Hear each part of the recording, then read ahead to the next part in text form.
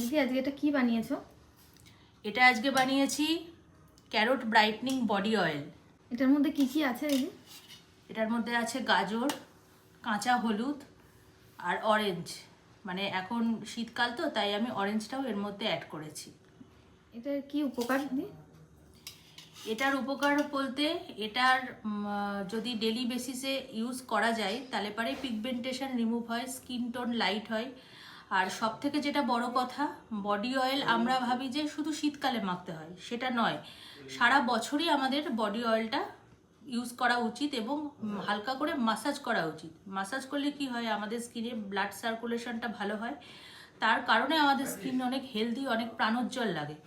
আর এই বডি অয়েলটা একদমই পুরো হাতে বানানো, হোমমেড, এবং এটার মানে যে এর কত উপকার সেটা বলে শেষ করা যাবে না।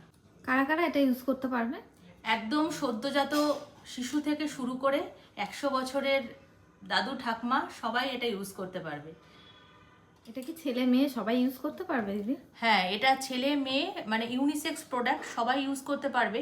আর এটা কিন্তু এর আরেকটা উপকার আছে, বেনিফিট আছে, সেটাও বলছি তোমাকে। এটা হচ্ছে ধরো যাদের পিগমেন্টেশন আছে, স্কিনে রিঙ্কেলস পড়ে গেছে, এটা কিন্তু রাতের বেলা যদি একটু অল্প 2 ফোঁটা বা 3 ফোঁটা হাতে নিয়ে যদি হালকা করে ফেসে ম্যাসাজ করা যায়, তাহলে কিন্তু সেটা চলে যাবে এবং স্কিন অনেক হেলদি লাগবে, অনেক ব্রাইট লাগবে।